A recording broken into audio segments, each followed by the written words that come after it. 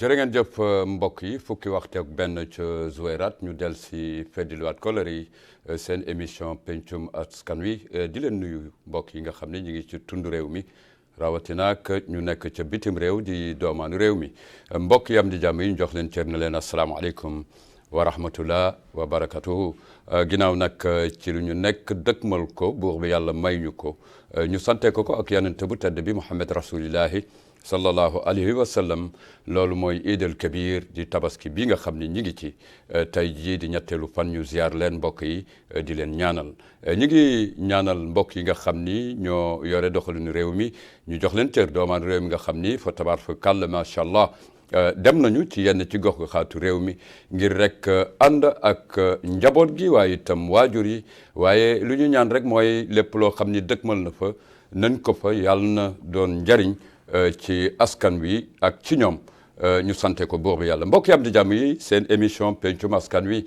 dox di leen ziara di leen baalu ak ñu baal leen itam en tout cas mbokk yi fii yëngu teew fi ñu ngi jaajëfal njaago ba gaani mbokki góorgóorlu ñu nuyu leen di jaajëfal itam mbokk yi ci Tiriza Mour Gidima xa ñu jox leen cër ci ñaari hóot yi également fàtte wu ñu mbokki Brakna jàll ba Zouérate Chami jox leen cër la zone franche de Nouadhibou jàll ci ñetti wilaya yi ci Nouakchott ñu jox leen cër di leen ñaanal jàmm mbokk yi am di jàmm yi aji feebar yi waaye làqu yi ñu ñaanal leen seen njaboot xolu muñ waaye buur bi yàlla xaare leen aljana firdawsi bi jaayil Mustafa al Karim Seydina Muhammad dañuy des di sant yàlla rek ndax moo ñuy may saa yuñ ko diggee mu mottalul ñu ko bi jaayil Mustafa al Karim alors mbokki réew mi ñu jaajëfal leen di leen dalal jàmm tey nag mbokk yi ñu am jàkkaarloo bu spécial ndax ku ne xam na ci lu réew mi nekk ñu nekk ci tabaski bi waaye itam buur bi yàlla teg ay ngëneel yu bare suñu kanam ba tax na dinañ ci dikk ak El Id Chouaib Fall kii c'est un consultant ñu koy faral di indi di ko toogal di waxtaan ci yenn xët yi mu doon lam solo mbokk yi am di jàmm yi El Hassan Fall également c'est un analyste di ko béggee bienvenue ñu jox leen cër bu baax a baax voilà ndokkale ci tabaski bi ñu ñaanal leen jàmm waaye di jaajëfal Maulana ak yeneen bu tedd bi saa yuñ ko dëkkmalee rek mu may ñu ko El Id asalaamaaleykum wa rahmatullah wa barakatuh ñu ngi lay béggee waaleykum salaam wa rahmatullahi taala wa barakatuh maa ngi lay nuyu Idrissa di nuyu képp koo xam ne mu ngi nii seetaan ci waxtu bii nii di ndokkale Mauritanien yëpp ci tabaski bii ñu génn di leen baal ak te di leen sàkk ñu baal nu ak waaw di ndokkale waat aussi doomaanu réew mi ci élection yi nga xam ni moom la nekk campagne bi macha allah ñëpp a ngi ci ku nekk yaa ngi ciy gis sa bopp ma leen di ndokkale parce que c'est une fête démocratique boo xam ni ñu ñëpp ñu ngi ciy kontaan ñu ñëpp ñu ngi ciy béggee àdduna bi yëpp a ngi ni seetaan waaw donc di leen wax bismillah wa xeet Eid Chouaib Fall mbokk yi ngeen dégg noonu ñu dalal ko jàmm alors El Hassan Fall ñu ngi lay béggee asalaamaaleykum wa rahmatullah wa barakatuh dalal ak jàmm jërëjëf allahu akbar allahu akbar allahu akbar la ilaha illa allah allahu akbar allahu akbar allahu akbar walillahi alhamd allahumma salli wa sallim ala sayyidina muhammad الرحمة المهداة الذي جاء مبشرا يدعو لأحسنها ويمحى المنكر صلى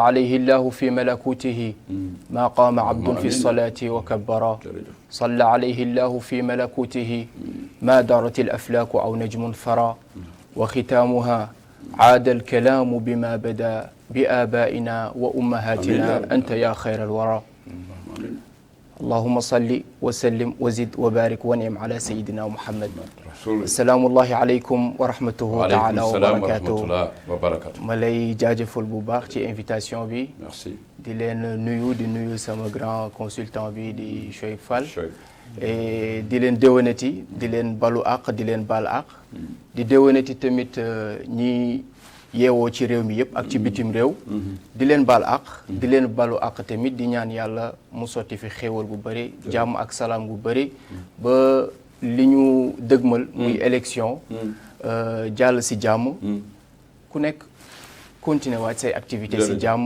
incha allahu rabbuna ndax jàmm ci la lépp xëy am na solo mbokk yi am di jàmm yi donc mbokk yaa nga noonu ma fas yéene jàkkaarloog ñoom ñuy jukki waxtaan rek ndax dama koy faral di wax à chaque fois bu ñu yàlla mayee ñu toog am na ñoo xam ni ñoo ñu ëpp xam-xam fuuf dàq ñu lu ñuy def waaye buur lu yàlla joteeloo leen fi ñu ngi toog li ñu déglu bu doon suñu sago rek déggoo leen ci ñaan fa tabarakallah macha allah alors am na rôle boo xam ni waaye taskatu xabaar yi war nañ ko taxawee ci lu ñu leen woo waaye dañuy gis ñu ci jàppale ñu mel ni yéen ndax tëddee njaaxaanaay réew mi nag nekk ci contexte yu am solo wax ngeen ko léegi tabaski bi ñu ciy dindu loo xam ni le capital humain doit répondre nit ki ak réewam exactement alors bu ñuy taxawal le contexte ak doomaanu réew mi lu ñuy jublu ci fan yu néew exactement ban taxawaay la laaj exactement ci dundin ak ci nekkin. jërëjëf Wade ñoo ngi lay delloo njukkal yow tamit dëgg yàlla di rafetlu sa taxawaay ci réew mi comme li nga wax rek lépp lu ñu fiy wax am na ñu ko gën a xam fuuf waaye dafa fekk waxtaan moom dafa laaj ñaar ba ñett ba ñeent te ay xalaat saa yu nu dajee rek du ñàkk lu jub dina ci mën a génn waaw donc ñun ñu ngi dëgmal nii ci li nga xam ni mooy li ëpp am solo ci askan yi viu état mooy élection présidentielle xam nga président mooy njiitu réew te rôle am ci biir réew dafa am solo ba nga xam ni képp koo xam ni citoyen nga war nga ci jublu dugal ci sa loxo dem tànn ci ku la neex tànn ci ku la neex nag mooy du lenn lu dul déglu programme yi képp koo xam ni yaa ngi yuutu réew da nga am programme boo xam ni am nga foo fekk sa réew am nga foo xam ni foofu nga bëgg sa yóbbu sa réew ci wàllu dundinu askan wi yombalal leen seen dund yombalal leen seen nekkin waaw ci biir loolu nag ku nekk ci ñoom am na ci programme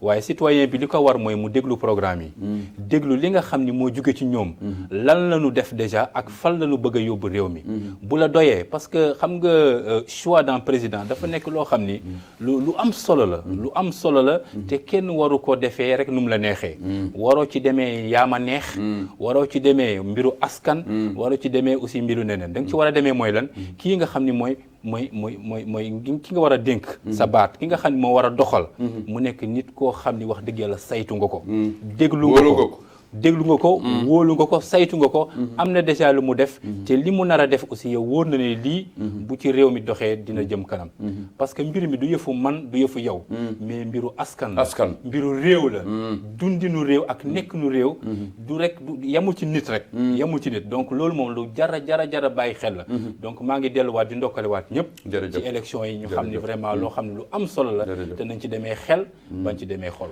jërëjëf Cheikh Fall jox la El Hassan réew mi ñun dañu nekk ci réew mi nekk ay doomaanam ñu am yaakaar ni bëgg nañu suñu réew compétir sur le plan mondial ak sur le plan africain sax donte ne tax am nañu raaya Afrique tey jii booy taxawal le contexte fi élection yi anto ak lii xew ci àddina lu ñu gën a jógee ak lu ñu gën a sore exactement lan ngay taxawal ci sa réew exactement da nga wax point bu am solo ci sa biir wax nga ni suñu réew dafa war a bokk ci compétition bi nga xamante ni moom mooy jëmale réew yi kanam maanaam vers l'émergence ou soit tamit maintenir la cape de l'émergence ou bien jéem a xool waxtaan comme ni ko grand bi waxee léegi ay xalaat suñu dajee rek forcément solution dina mën a génn foofu njëriñ dina fa génn léegi njëriñ boobu noonu moom mooy yoon bi tegu lalu pour que ñu mën a tendre vers cette émergence là léegi loolu pour ñu mën ko am il faut que ñu veiller ci suñu santé démocratique waaw wér du yaramu démocratie léegi santé démocratique boobu mi ngi tënku ci li ñuy wax légitimité démocratique ci wàllum politique il faut mu sell il faut que mu sell ñu nangu ko ba pare ñu nangul ku nekk sa taxawaay ci biir participation donc participation la boo xam ni dafa am ay acteurs dañuy desandi ci gis-gis yi d'abord parce que yaa ko jukki très bien voilà dafa am ay acteurs léegi acteurs yi nga xamante ni ñoom ñoo bokk wala ñoom ñoo ku nekk si ñoom am na wàll booy mën a jéego boo mën a teg di ko liggéey pour que ñu mën a veiller ci santé démocratique boobu noonu bi tënku ci légitimité démocratique ma daaneel on va énumérer avec toi alors cercle bi il faut mu mat li ngay wax nii ñu ngi koy topp étape par étape léegi loolu noonu lenn moo koy indi li koy indi xam nga lan la mooy il faut que déjà le citoyen xam lan mooy rôle ci période bi. waaw parce que le citoyen déjà moom mooy le pilier majeur dans cette légitimité démocratique. ak kan. les élus. ñi nga xam ni ñooy laaj. ñoom ñooy laaj. damay bañ di wax candidat sax parce que bëgguma parloo daal ñi nga xam ni ñooy laaj. plus ñi nga xamante ni. tey ñoom ñoo lal pour que ñu jëm ci élection. ñoom ñooy instruments yi ànd ak. ñoom ñooy instruments yi. jàpp nañ ci benn observatoire. jàpp nañ ci itam CENI. ñu nekk kuréel bu am solo. acteurs yi ku nekk bu defee liggéey cëram. Cheikh ak li mbokk mi bëgg a wax. ñu am une bonne santé. pour notre démocratie. effectivement xam nga ànd nga ci ak moom. waaw mais xam nga ñun Mauritanie. wàllu élection du lu bees ci ñun. miin nañ ko. miin nañ ko déjà depuis 1991 ba léegi. ñun ñu ngi dem vote. ñu ngi dem élection. te suñuy élection presque ci Afrique yëpp modèle la. ah oui ñoo fi am ñoo fi am. élection comment nga waxee modèle la. modèle la parce que ñun ñoo fi am xam nga la discipline citoyenne. la discipline citoyenne bu mauritanien bi am. rare nga gis ko yenn peuple africain yi am ko. élection mooy ñëw fii ba jàll doo gis xeer bu nu sànni doo gis nit ku dee doo gis maanaam daal. paix bi nga xam ni ak tranquillité bi nga xam ni moom mooy accompagner élection yi. souvent wax dëgg yàlla ñun modèle on l'a dans notre pays. on l'a donc citoyen bi yeewu suba teel dem voter. dafa nekk loo xam ne actuellement nii Mauritanie toll nañ foo xam ne léegi dafa nekk lu routine quoi c'est des routines c'est des choses yi nga xam ni. bon tàmm na ko. ay candidat à l'élection présidentielle candidat élection législative muy yeneen yëpp ñun tàmm nañ ko boo gisee suñu élection yi passé presque ay 6 combien de listes liste des jeunes députation rek déjà 3 listes la plus régional 6 listes yëpp macha allah jàll ci jàmm ak salaam au fin fond de la Mauritanie nit ki nga xam ne mu ngi ci au fin fond de la campagne nga xam ne jàngul sax macha allah dem na jour vote voté na def na choix am donc ñun on a une tradition démocratique on a une tradition même de vote devant nos portes et voilà. à l'intérieur de nos maisons et puis dans nos maisons dañuy débattre qui ànd ak candidat bi qui ànd ak candidat bi et puis ça ne pose aucun problème entre les frères entre les sœurs entre les ethnies ça veut dire que ñun côté boobu macha allah yàlla may nañu ci benn. et que la presse aussi est un acteur pour ça. mais nag loolu yëpp effectivement loolu yëpp nag li ci gën a am solo mooy ñu préserver ak yooyu noonu. c'est pas aujourd'hui que muy changer. c'est pas aujourd'hui ñi am ñenn ñi nga xam ne bëgg a changer sunu tradition boobu ñu am nga xam ne macha allah ñëpp ñu ngi ci applaudir. ñëpp ñu ngi ci ñee. c'est une tradition effectivement paisible. donc loolu moom man dama ciy féliciter le peuple mauritanien. merci dama ciy féliciter aussi nos candidats nga xam ne ils sont responsables. ñoo ngi dem ku ci nekk di def porte à porte am ñi di def seen i campagne et puis lépp pour fexe ba convaincre le citoyen parce que comme ni kiy wax rek le citoyen moom la ñuy wër. moom mooy le tyran de la chose moom la ñuy soxla parce que yow dans le citoyen moo la war a jox pour nga mën a gérer ay affaire am demain. donc mais natt nga la qualité du citoyen par rapport au contexte ak fi ñu jëm natt nga ko. effectivement parce que xam nga citoyen bi léegi yeewu na le citoyen mauritanien n'est plus le citoyen de 2020 ou bien de 2000 parce que contexte mondial yi xew ak réseaux sociaux yi ak waxtaan yi am léegi ci ouverture de la presse. C'est pas pour rien que on est aujourd'hui les premiers en matière de presse. en Afrique et dans le monde arabe. donc loolu yëpp yéen macha allah am nga liggéey bi ngeen ci def. donc loolu yëpp mooy indi na ba citoyen bi am benn éveil. am benn déclin boo xam ne yeewu na xam ne liy dox ci réew mi xam ne liy xew ci biir réew mi xam ne kuy liggéey ak ku dul liggéey ak kii ku nu war a dénk ak ku nu dul dénk il s'intéresse plus en plus à la chose publique loolu moom mooy sunu acquis démocratique boo xam ne actuellement nii am nañ ko fi te nañ ko sàmm kilifa gi dégg it lu mu wax il a placé une très bonne santé pour notre démocratie gëm na réew mi gëm na itam le capital humain bu fi nekk am na ci yaakaar da nga ci ànd ak moom. bien sûr dama ci ànd ak moom parce que ñoo bokk trajectoire bi ñu nekk benn parce que il a vraiment parlé de cette li nga xamante ni moom moo tënk démocratie ak li nga xamante ni moom mooy jëmale démocratie kanam man dama nekk ci ñu veiller ci loolu gën a mën a wéy loolu gën a mën a wéy ñu consolider ko parce que loolu bu fekkee am na suba wala gannaaw suba un jeune candidat mën na fële feneen ci beneen élection. bon indi beneen comportement bi nga xamante ni ça influence parce que tamit nañu xam ni politique boo koy def yow tu es habilité à influencer. propagande bi ci la bokk. donc yow yaa ngi influencer. donc il suffit que yow nga am benn forme de communication bi nga xamante ni moom nga ajouté ci sa touche. loolu mën na am lu mu yee. léegi loolu bu fekkee am na lu mu yee et que c'est négatif. fa la ñuy jëmale est-ce que suñu santé démocratique day continuer ou bien est-ce que dina nuire. oui mais parlant de dans ce axe-là. est-ce que le fond nous intéresse exactement. effectivement xam nga la forme du moins. est-ce qu'elle nous intéresse. xam nga plutôt fond programme c'est un fond d'acquis de pensée yoo xam ni da nga koy tënk exactement. mais est-ce que ci élection am nañu affaire ak forme. xam nga la forme exactement. bien sûr. c'est quoi la forme selon toi. bien sûr parce que la forme tey mën nañu wax ni avec ce monde de digital. oui. tey mën nañu wax ni lu gën a bëri léegi li gën a bëri. ci lu ñuy embellir lépp ci forme lañ koy def. d'accord. je suis d'accord. parce que nit ki. le consommateur.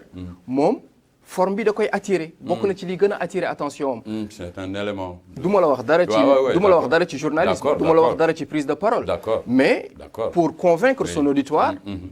il faudrait capter l'attention. Oui. de l'auditoire. Oui. Maintenant, après avoir capté l'attention de l'auditoire, il faut maintenir l'attention. bu daf lay wóor ni li ci biir baax na. Très bien léegi yow da ngay capter attention ci forme.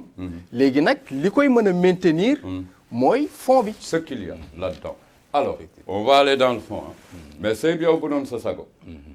parce que il faut ñuy laaj réew mi. di profiter ci ñuy waxtaan ci réew mi. parce que mun na leen orienter n'est-ce pas. mais tey jii booy xool sa réew xam nga ko.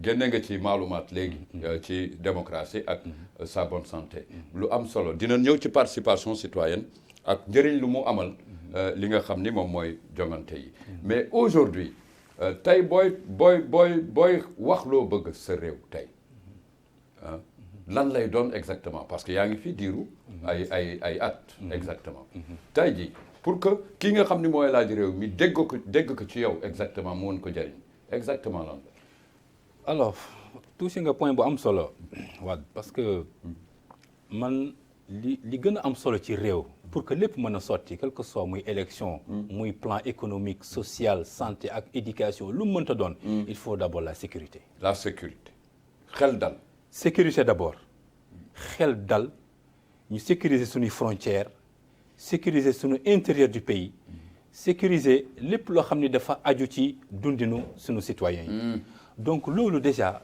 point la boo xam ni comme li président wul Cheikh Pazouani wax kooku amul ci sikki sàkk ak kenn. sécurité c'est une ligne rouge. boo xam ni kenn mënu ko franchir. c'est pas rien actuellement ni boo gisee suñu contexte régional bi. avec le G5 Sahel ak li xew ci pays yooyu yëpp. ak lu xew ci suñu voisins yi. la fa xew yëpp ci wàllu démo ak jalgati démocratie. ñun ñëpp eggaguñu situation boobu. ñun ñëpp créé na benn si genre insécurité ci pays yooyu ba nga xam ne li fa xew xam ne coup d'état yeeg. il faut le dire.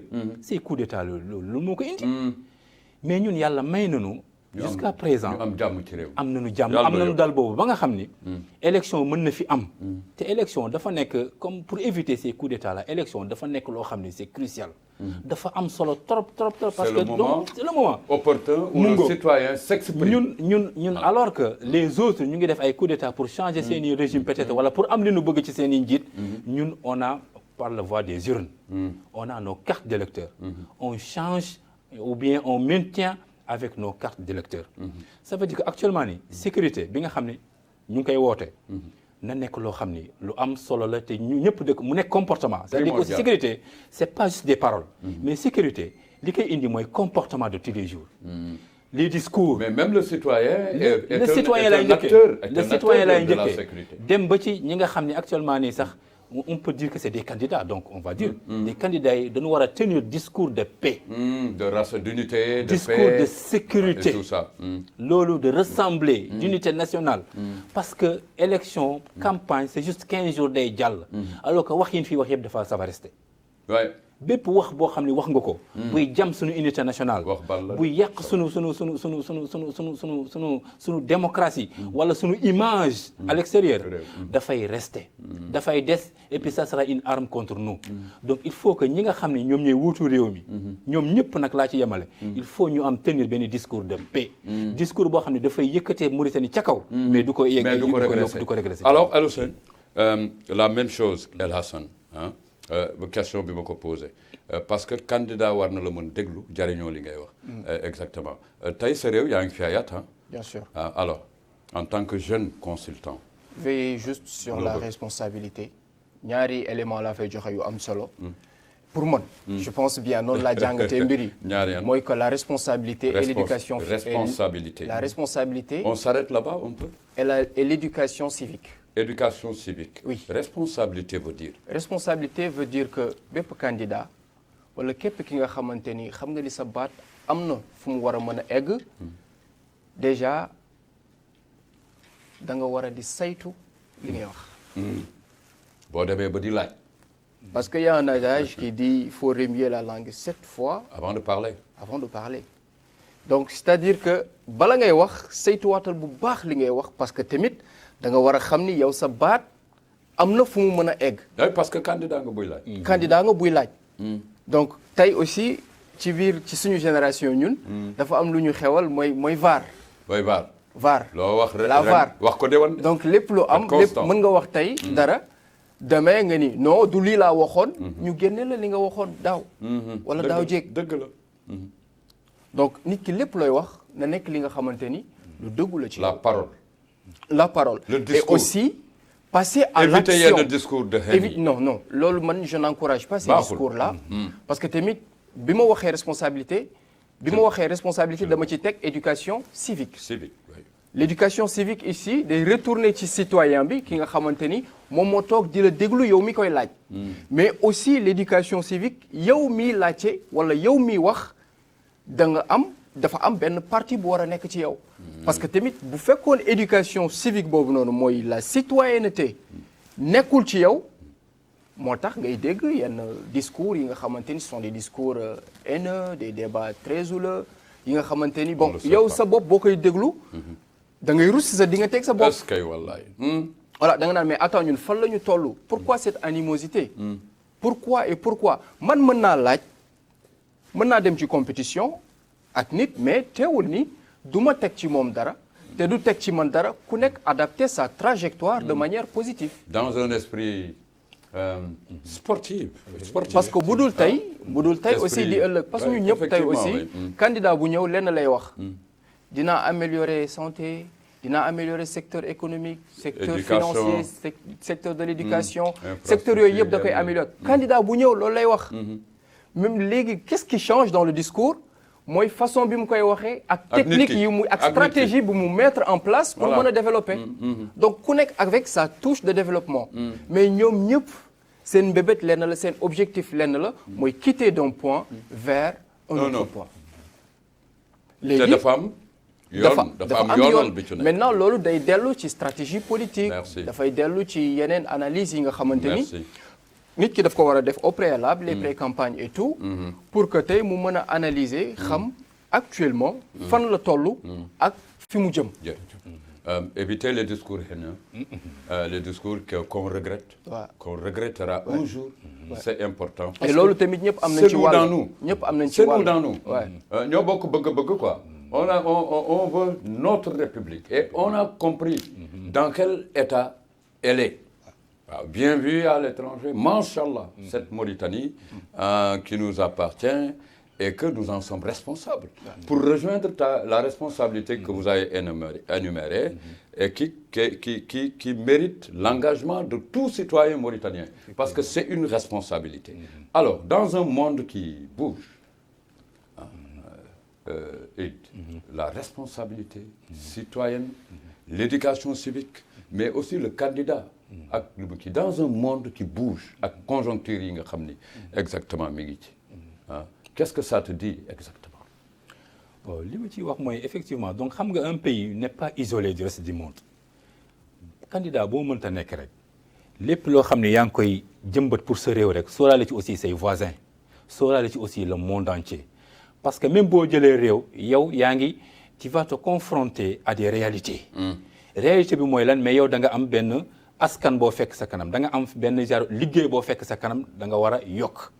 da nga war a yokk amoo droit nga wàññi.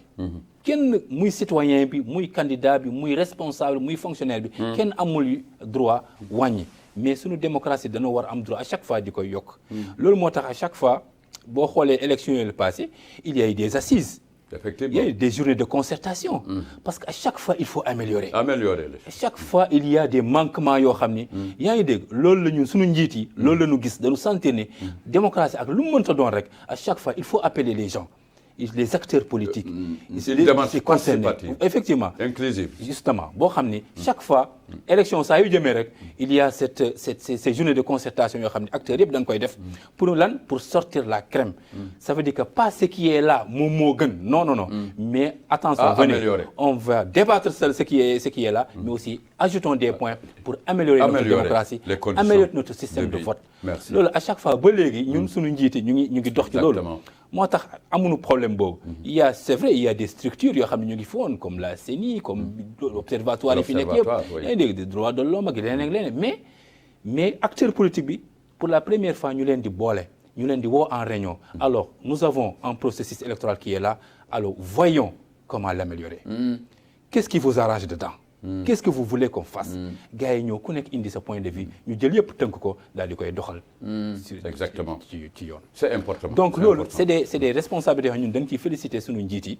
déjà en même temps dafa nekk loo xam ne gis nañ ni plus en plus à chaque élection après élection ñuy gën a améliorer wu.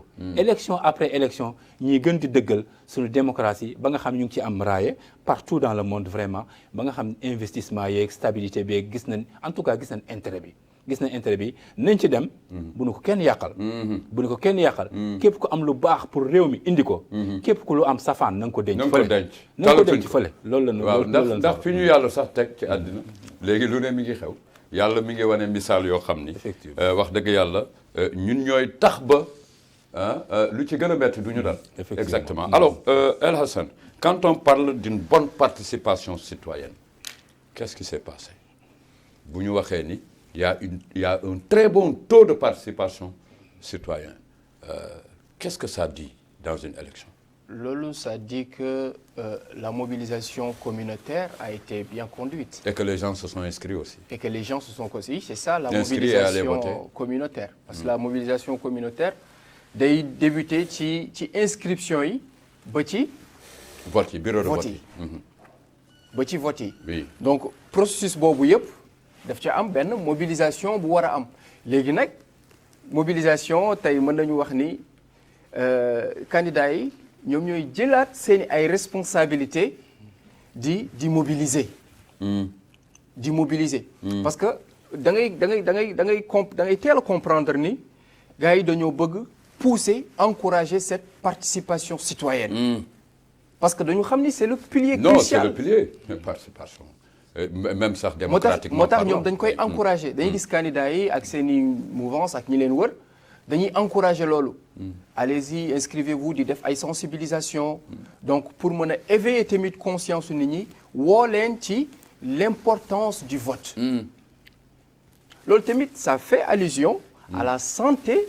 démocratique santé démocratique bien sûr. effectivement. le choix libre. le choix libre. avoir libre choix. vous voyez donc ne nit ki ñëwal. kaay sa baat dafa am solo ci ñu tànn njiitum réew. te pour nga tànn njiitum réew nii nga war a def. ak ni nga koy defee ni nga koy defee. on voit que dans les autres pays. la sous-région et dans d'autres pays même. kenn du sensibiliser kenn. élection amul sensibilisation. on ne sensibilise pas. même les juste dañuy xam ni dañuy lancer date bi.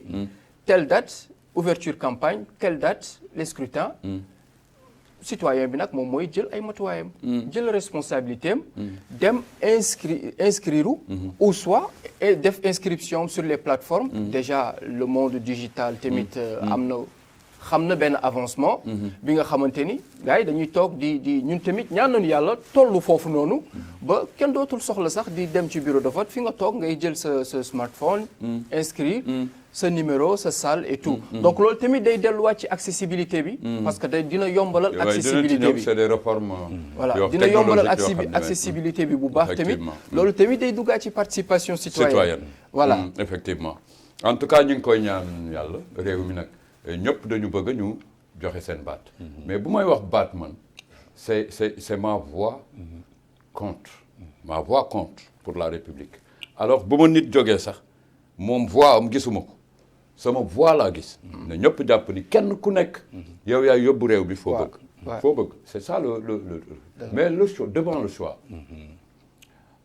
choix bi mooy nga tànn xam nga tànn ñun buur bi yàlla tànn na fu ñu teg ñoo fi des di ko delloo njukkal du dëgg mais nga tànn nit mu doy la qu'est-ce qu'il faut c'est quoi le choix est-ce que war na nekk ci ethnie wala couleur wala je ne sais pas quoi nous sommes tous là le choix il est quoi d'abord ban importance la am exactement justement xam nga avant may egg ci choix damay dem ci baat le voix bi voix citoyen xam nga voix ci boppam nit ki da nga yaakaar yow yaa ko moom yow citoyen da nga yaakaar ni voix bi sa voix su ma neexee ma voté su ma neexee du ma voté alors que c'est pas le cas voix bi askan bee ko moom voix bi réew mi moo ko moom da nga ko war a joxe da nga ko war a exprimer du loo xam ni rek c'est personnel non tu vis dans un pays voix bi cette voix là elle est pour ce pays et pour cette nation tu dois t'exprimer yaa ngi dégg teg leen fenn soit nag nga d'accord nga voté d'accord wala nga voté neneen mais l'essentiel yow devoir la boo xam ni da nga ko war a vis-à-vis à ton pays vis-à-vis à ta nation donc c'est pas quelque chose de personnel il faut qu'on enlève de nos têtes que ma voix m'appartient si je veux je vote si je ne veux pas je ne vote pas non c'est pas comme ça. Non, c'est pas comme ça. Il faut aller voter. Il faut aller voter parce que askan wi ko moom. dëgg la il faut aller voter. baat bi ñu la dénk carte d'identité bi ñu la jox. ak citoyenneté bi ñu la jox. yow finalement da nga war a rendre ko sa réew. nit ku voté wul c'est quoi ku voté wul. mais voté pas c'est voté woo. ku voté wul ça veut dire qu'est-ce que ça dit c'est grave ça. c'est pourquoi ñu ni grand damay. di nga ñëw ci choix dina ñëw ci choix. moo tax ñu ni la lépp lu jógee ci administration. c'est signer servir et valoir ce que de droit. donc da nga ni pièce d'identité bi ñu la jox nationalité bi ñu la jox. c'est pour que aussi yow nga xam naka nga koy utiliser. il y a beaucoup de frais aussi. parce que tamit arme la mën nañu wax ni. voilà c'est pour servir. justement c'est des milliards c'est de l'argent. voilà c'est une considération boo xam ne sa état moo la ko jox. ça veut dire que yow aussi da nga war a rendre cette considération là à ton pays jour bi nga xam ne sa réew soxla na la da nga war a génn nga manifester nga exprimer wu bul denc sa carte d'identité ça commence comme li Alassane wax depuis les inscriptions tu t'inscris dans un bureau de vote le jour J suba teel nga solo ba jekk nga taxaw ci rang yore sa carte électeur nga dugg nga exprimer wu lii defoo ko pour sa bopp mais da nga ko def pour sa réew pour l'avenir de ton pays effectivement. alors choix bi nag foofu moom choix c'est personnel. non on s'arrête là-bas le choix. voilà le choix moom. le choix est lan mooy ànd ak choix. est-ce que war nañu choisir nit.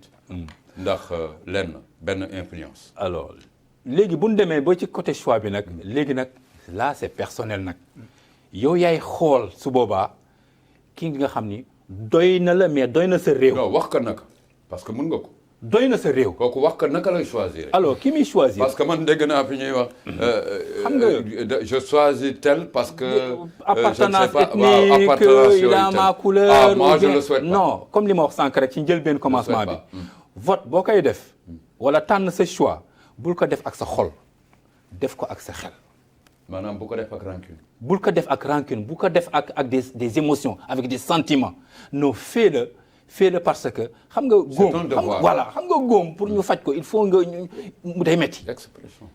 donc nag fu mu gën a même bu fekkee yow tu n'es pas d'accord à la personne mais écoute ce qu'il offre pour le pays. les programmes. il n'est pas de ton ethnie mais déglu lan lay offrir ce pays ça veut dire que aussi li ñuy wax yëpp ci devoir citoyen concernant les élections am na mais aussi l'offre des candidats aussi. est un autre élément décisif. est une autre qui importance. incite les citoyens à voter, à réagir ak tànn donc offre bi il faut que l'offre soit intéressante il faut candidat bi mu def ci programme am loo xam ne bu mu dem rek nii di voilà waaw comme la plupart de nos candidats fii malheureusement il n'y a qu'un seul candidat boo xam ne wax dëgg yàlla mu ngi teg ay actes non li ngay wax nag mayuma la je ne te le donne pas.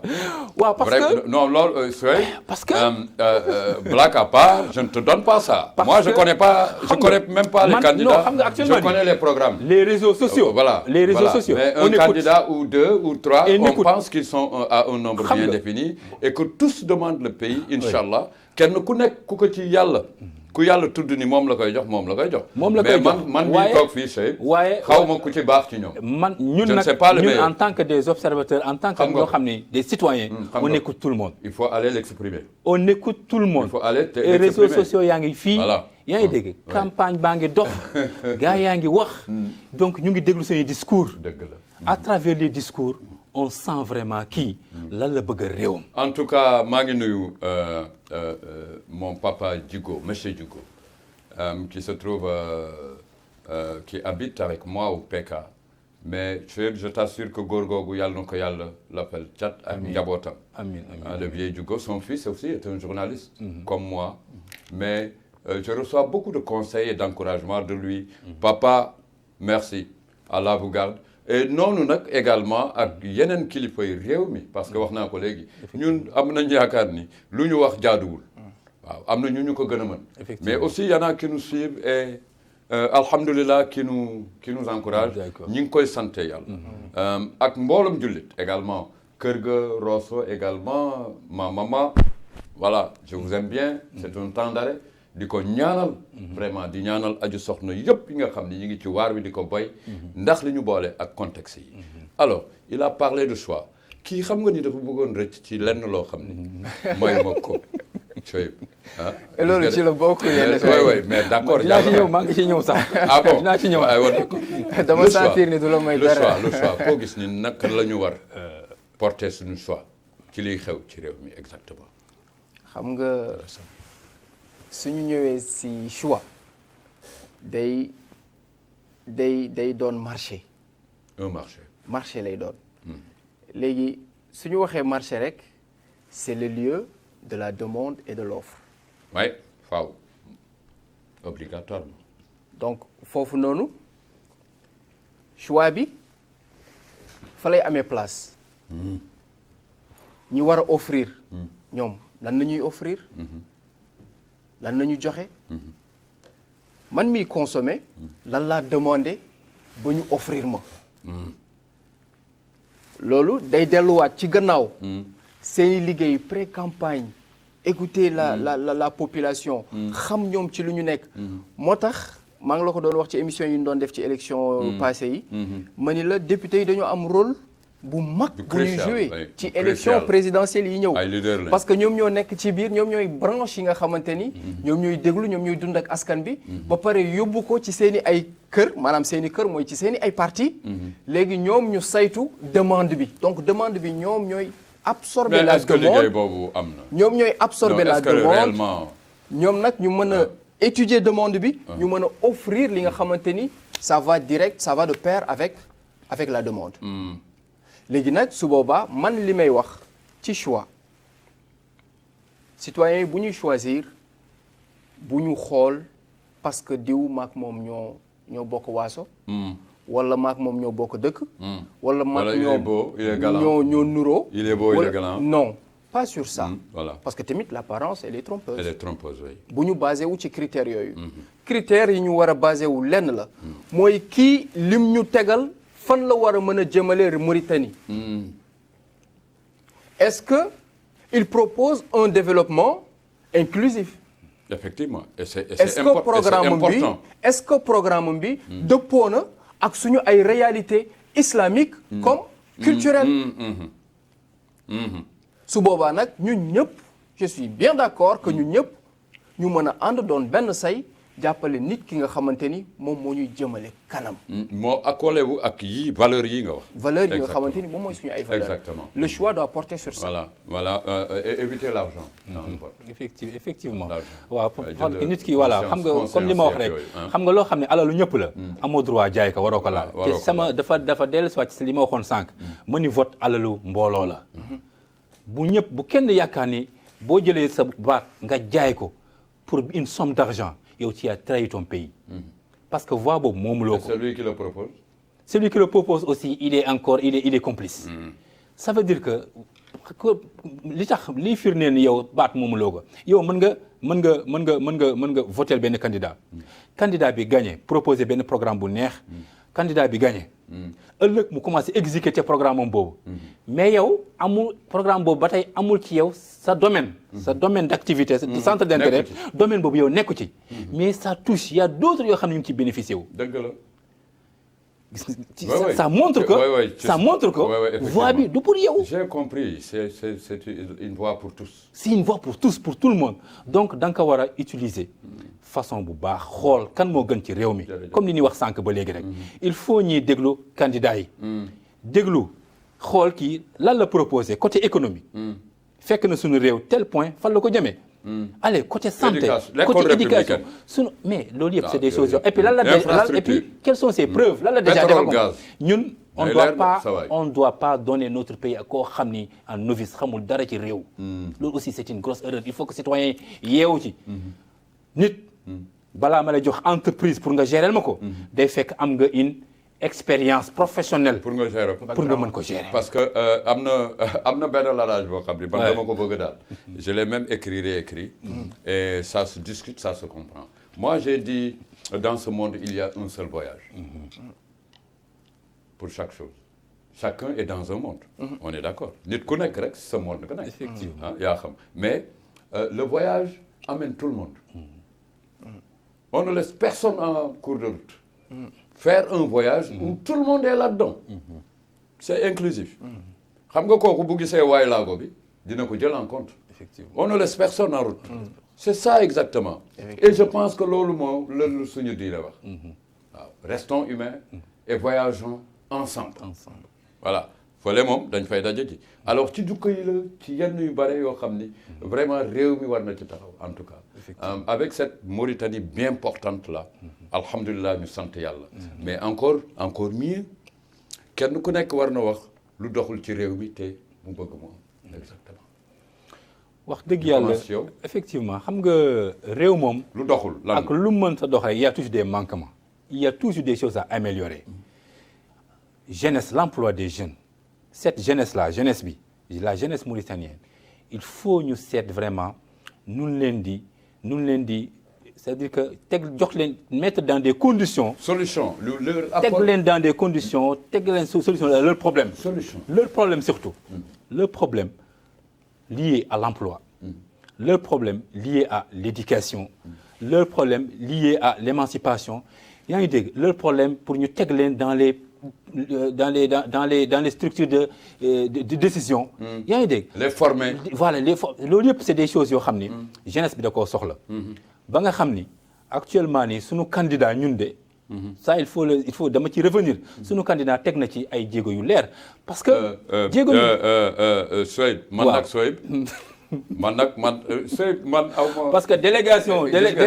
délégation bii mu bëgg a créer. délégation des jeunes dédiés gis nga bi nga xam ne même forme que délégation te Azur bi nga xam ne moom la ñu dëkkmal mais mayuma la ko war ci non loolu c'est des choses yoo xam ne pour askan wi la c'est l'avenir d'un pays qu'on parle mais mayuma la ko waaw d'accord naa ba tey mayuma la ko waaw d'accord naa yow sama éthique nga xam ne moom laay génnee sama kër saa su jot ak déontologie bi nga xam ne moom mooy tàkkale à chaque fois dëgg ma ci dimbali. waaw dimbali naa waaw d'accord et on t'a compris. d'accord naa yàlla na la yàlla may loo bëgg ci réew mi. d'accord naa parce que lu jaadu la. mais je reprends ma question. exactement kilifa gi parce que moom mi ngi wax lu mu naral réew mi ak ci mu àndal alors que man li may laajte mooy lan moo doxul te nga sentir ko exactement candidat yaa ngi lay déglu El Hassan. c'est toujours fi mu yëkkatee rek. c'est très important. parce que tey mënuñu wax développement te fekk jeunesse su réew boobu noonu mi ngi ci ay difficultés yu énormes. voilà donc un développement se construit avec la jeunesse. et le développement doit commencer par la jeunesse. ci naka. on a vu des formations yi nga xamante ni réew mi mettre na ko à la disposition des jeunes. ay centres de formation. former des jeunes. sur les métiers porteurs. Donc renforcer ay capacités ñi nga xamante ni déjà am nañu métier. Mais toujours dañuy gis ni tamit ñëpp tamit mënuñu nekk ay fonctionnaires. comme tamit ñëpp mënuñu nekk tamit ay chefs d'entreprise. mais tamit il faut que ñuy gën a encourager wala di améliorer taux d'insertion yi. les taux d'insertion. les taux d'insertion dafa nekk lu am solo. parce que tey insertion à l'emploi. insertion à l'emploi bien sûr. insertion à l'emploi parce que tey da ngay gis beaucoup de jeunes déjà formés. il faut que tamit ñu étudier la mentalité du jeune mauritanien. bokkul ba léegi mentalité ak jeunes yi nekk ci sous-région bi. non bokkuñu mais yéen les candidats il faut ñu déglu leen exactement. bokkuñu c'est tellement stratégique que ça montre que bokkuñu parce que tey boo xoolee un jeune mauritanien tellement que je peux dire que le peuple mauritanien il est paisible que dafa nekk nitu jàmm. nekk nitu dal nekk nit ki nga xamante ni il suffit que bu xawee am difficulté tuuti rek. voilà il se perturbe. il a envie de régler des choses. donc léegi il est grand. lenn moo ko soxal. mooy que moom mu am ci lu mu occupé. pour que voilà toutes les choses marchent convenablement. bokkul ak par exemple bu ñu gisee suñu voisins yi. leur jeunesse s'intéresse à tout. s'intéresse à tout. et nous notre jeunesse ne s'intéresse pas à la politique. bu ñu xoolee bu baax. oui bien sûr. ne s'intéresse pas à la politique. ils ont repris la politique yàggul. ils ont commencé à arriver yàggul. voilà ne s'intéresse pas à la politique. dañuy gis un jeune bi nga xamante ni déjà il a fait sa formation il est diplômé. mais lan moo ko manqué mooy expérience. te expérience boobu dama naan beaucoup de jeunes. nekkul ci stage. nga koy amee. déjà il faut que yow nga am cette expérience de vie. ba pare. léegi nag mu accompagne leneen stage yi ngay def loolu daf koy accompagner. loolu dafa nekk juste li nga xamante ni moom ngay bind ci sa CV. j'attendais un mot important c'était la collaboration intergénérationnelle ça donne l'expérience. bien sûr ça donne mag ñi fi nekk. métier bi loolu c'est l'expérience de vie. loolu c'est l'expérience de vie. parce que ki la jiitu si néeg bu lëndëm moo lay wax fi ngay toog. man en tant que xale. su fekkee yéen lay côtoyer. su ma waree def dara. ba waxtaan si ak yéen. voilà parce que déjà peut-être que yéen mosoo ngeen ko def. dans votre vie. joxe na ay résultats am. mais attends Ahmed bu fekkee yoon bii nga jël. boo bëggee egg fii. nii nga koy defee ak nii nga koy defee. quand je suis les conseils. dinaa egg fu kawee sama njort. ok donc léegi nag. insertion boobu noonu. il faut que ñu xam ñun déjà le jeune mauritanien lan la bëgg. lan la bëgg ak lan lay def su boobaa ñu mën ko insérer. aspire à quoi? à l'emploi. C'est l'expression en tout cas. voilà maintenant les jeunes doivent s'exprimer. loolu moo tax tey formation kese. on prend ñu jël. donc da nga jàpp ni l'expression jeune manque dans ce pays. manque bien sûr. voilà point. Cheibou. dégg nga en tout cas ñu ngi jaajëfal le doyen Ahmed Fall également un doyen chez nous avec à côté de Mamadou Gueye eux qui sont là Taban également eux qui sont là qui poussent les choses.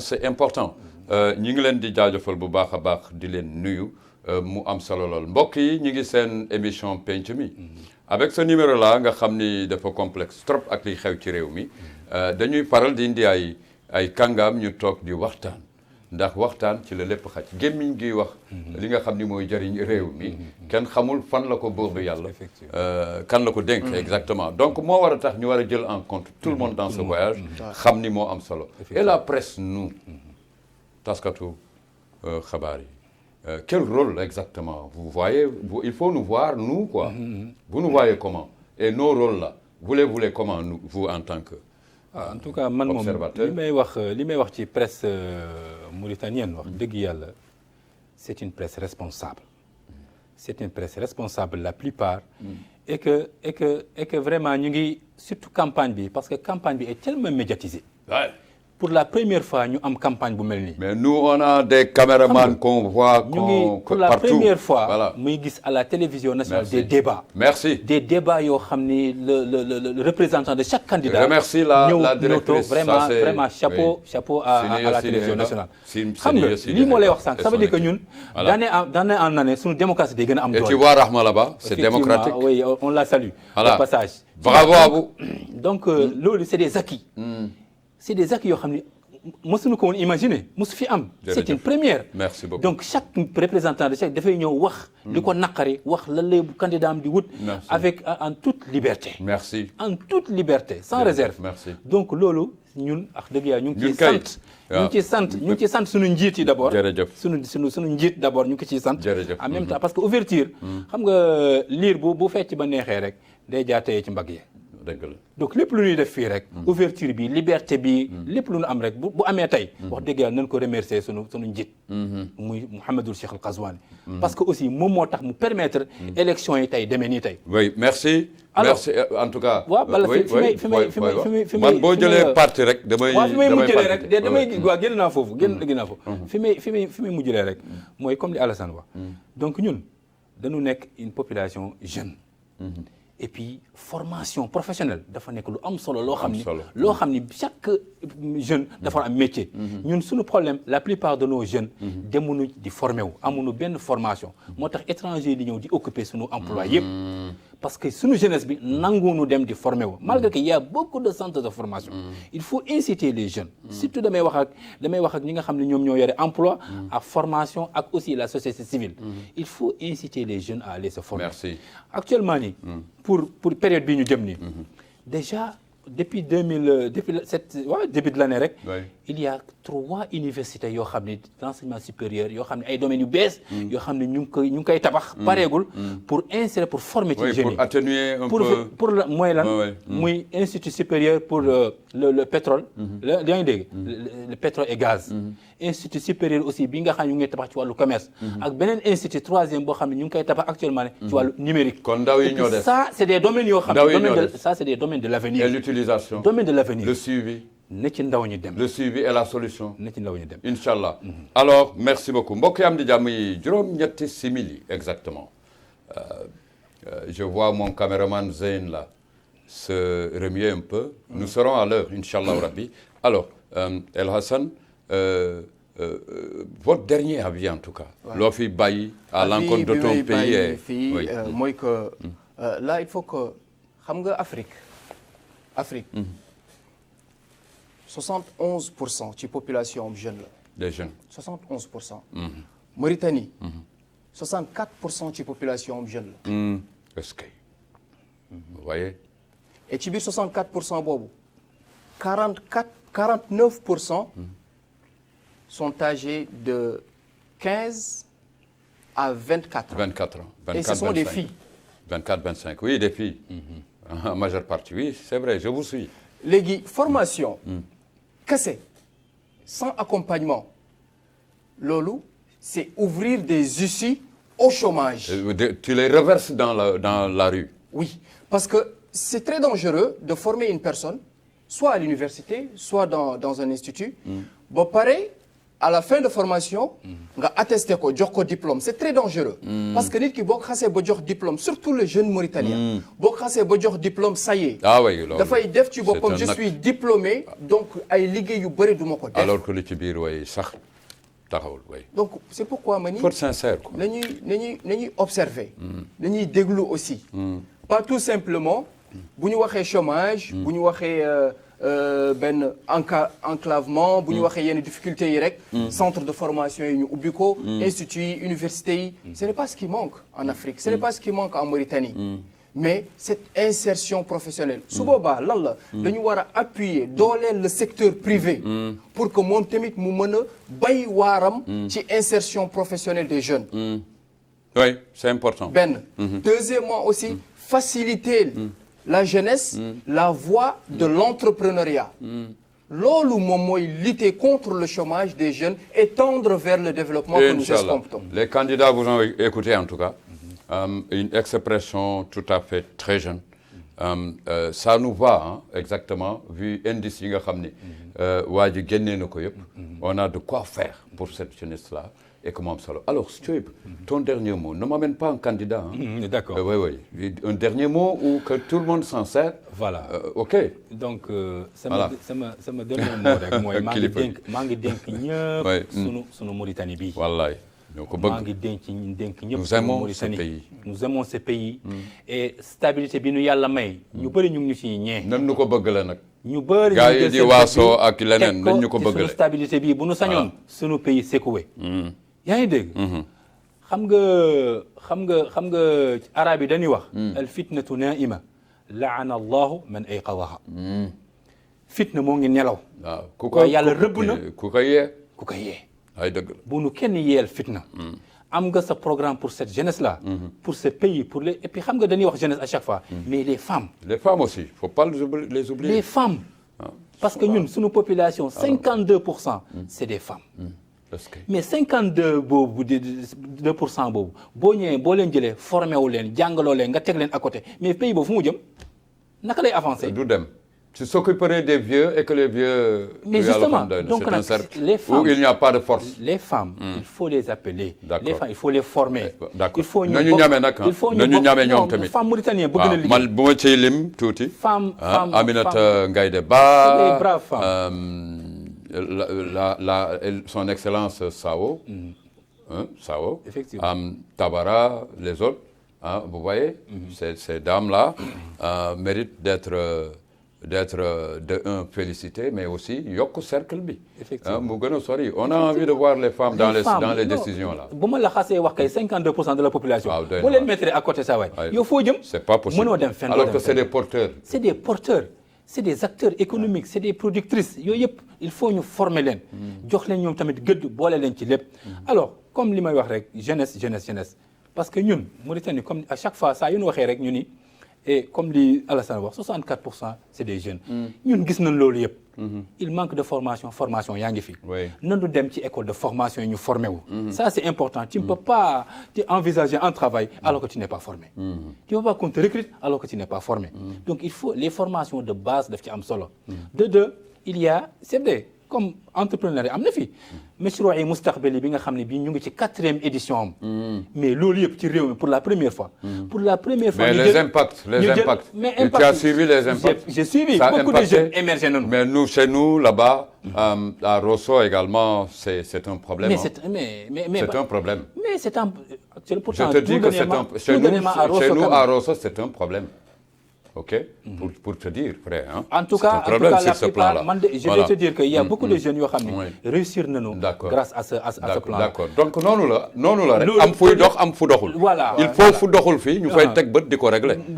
En tout cas, chez moi, fi doxul fi tamit moo ëpp. Chaque fois, écoute la, nee na fu doxul fi moo ëpp. Ça mérite quoi? Si je parle damay wax jeunes yi nga xam ne bénéficié wu nañ ci projet. Te nga gis leen. Te ma gis leen ci ñu réussir ci. Wax dëgg yàlla tey ku ci nekk yaa ngi créé ay emplois yaa ngi ci auto-employé en même temps aussi yaa ngi créé ay quelques emplois yoo xam ne pour doxal donc sunu candidat yi nañu tenir un discours vraiment de paix un discours de paix dajale ñëpp ñu ñëpp ay doomaane Mauritanie lañ pour la première fois ñu gis benn élection boo xam ne tout le monde est représenté presque tout le monde est représenté kenn neewul déedéet ñëpp gis nga sa bopp donc nag nan ko doxal le jour J le 29 incha allah suba teel ku nekk na solo ba jekk expression libre taxaw ci bureau de vote ci jàmm mu daal di exprimer jox réew mi ki nga xam ne gis na ni waaw moo gën ci moom ak moom la ko yàlla jox itam ak moom parce que nangul yàlla itam ki ko yàlla jox moom ki ko yàlla ñun ñooy nekk nangul yàlla tamit ñun ñoo nekk fii di wax mais yàlla déjà merci ñu nangu ko aussi ñu nangu ko nangul ku nekk choix am l'accepter nangul ku nekk choix voilà accepter voilà mbokk yi am di jàmm yi am nañu yaakaar ni liñ leen jagleloon ànd ngeen ci ak ñun di leen béggee réew mi la rek